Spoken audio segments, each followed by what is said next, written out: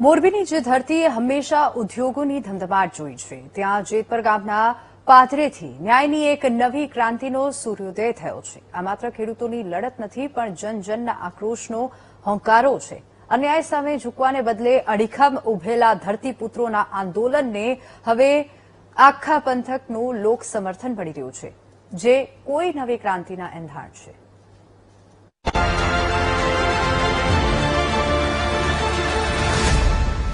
આપણે ત્યાં ખેડૂતને હંમેશા બાપડો બતાવવાનો એક રિવાજ પડી ગયો છે.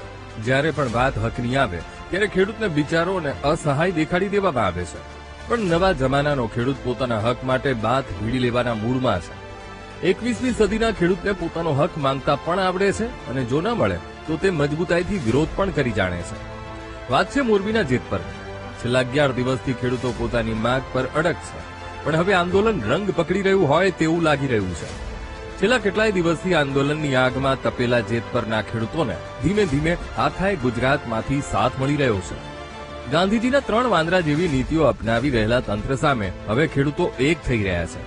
અમદાવાદ અને જામનગરના ખેડૂતો હવે જેતપરના ખેડૂતોના સમર્થનમાં આવ્યા છે, કારણ કે આખાય રાજ્યના ખેડૂતોની સમસ્યા એક જ છે: ખાનગી કંપનીઓની દાદાગીરી. વીજ કંપનીઓની મનમાની સામે ખેડૂતોની સાંભળનારું કદાચ કોઈ નથી. ખેડૂતોની પડખે હોવાના વાયદાઓના ફુગ્ગા તો ક્યારનાય ફૂટી ગયા છે, પણ સૌરાષ્ટ્રની ધરતીનો ખેડૂત કોઈની દયાનો મોહતાજ નથી. કારણ કે કુદરતની વિષમતાઓની જાગ ઝીલીને જો ખેડૂત અનાજ પકવી શકે તો એસી ઓફિસમાં બેસીને ખેડૂતોનું ભાગ્ય નક્કી કરનારા આ ભાજી મૂળા છે કોણ? અમદાવાદ જિલ્લાના ખેડૂતો જેતપરના ખેડૂતોના આંદોલનમાં જોડાયા. વીજ કંપનીઓના અન્યાય સામે ખેડૂતોનું આંદોલન ચાલી રહ્યું છે. માંગ પૂરી ન થાય તો દિલ્હી કૂચ કરવાની પણ ખેડૂતોએ તૈયારી કરી રાખી છે. તો જામનગરના ખેડૂતોએ પણ જેતપરના ખેડૂતોને સમર્થન આપ્યું છે. જામનગર જિલ્લાના 15થી વધુ ગામના ખેડૂતોએ આંદોલનને ટેકો આપ્યો છે.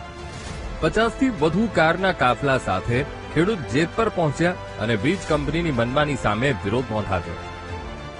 ખેડૂતોની મંજૂરી વગર ખેડૂતના ખેતરમાં જે વીજ પોલ નાખ્યા છે એ ગેરકાયદેસર હોવાથી જે ખેડૂતો ઉપવાસો બેઠા છે એને સમર્થન આપવા ગયા છે. અને ભારત સરકારના વીજ મંત્રાલય દ્વારા જેટલા પણ રાજપત્રો જાહેર કરવાયા છે એ રાજપત્ર રદ કરવામાં આવે, ખેડૂતો સાથે વાટાઘાટ કરવામાં આવે અને ખેડૂતોને વીજ પોલ દીઠ માસિક 50 રૂપિયા ભાડું આપવામાં આવે અને કોરિડોરનું પણ પર મીટરે 1000 રૂપિયા ભાડું આપવામાં આવે. એ માંગથી અવિરત આંદોલન ચાલી રહ્યું છે. ખરેખર જો આ ખેડૂતોની પીડા હોય અને ખેડૂતોને વાચા આપવા માટે જો ભેગા થતા હોય તો દરેક સમાજ, દરેક ખેડૂત મિત્રો, આમાં 18 વર્ણ છે, કોઈ પટેલ, કોઈ ક્ષત્રિય, કોઈ દલિત કે એવું કંઈ છે નહીં, પણ દરેક સમાજની આ પીડા છે એને વાચા આપવા માટે હું મીડિયા મિત્રોને, દરેક સમાજના આગેવાનોને બધાને વિનંતી કરું છું કે અમારી સાથે જોડાવ. ચારે કોરથી મળી રહેલા જનસમર્થન વચ્ચે જેતપરના આંદોલનકારી ખેડૂત નિલેશ એરવાડિયાએ વચેટિયાઓને ધમકી આપી. તેમણે કહ્યું કે તેમણે કોઈને આમંત્રણ આપ્યું નથી.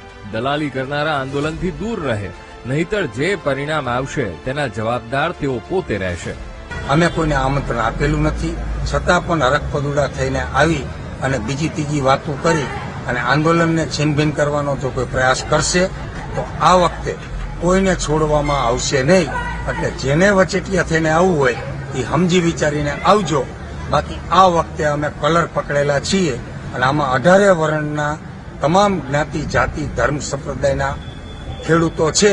એ વાતને ધ્યાનમાં રાખશો અને જો ક્યાંય ખેડૂતોનો દુરુપયોગ કરશો તો આ વખતે પ્રસાદી ખાવાની તૈયારીઓ રાખજો.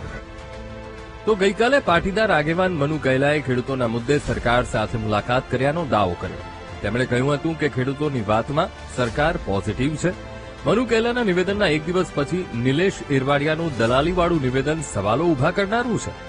ગઈકાલે એસપીજી પણ આંદોલનના સમર્થનમાં આવ્યું હતું. ત્યારે જોવાનું એ રહે છે કે ખેડૂતોએ ઉપાડેલો આ સંઘ દ્વારકા પહોંચશે કે પછી કોઈ વચેટીઓ વચ્ચે જ મહેફિલ લૂંટી જશે. Bureau report, VTV.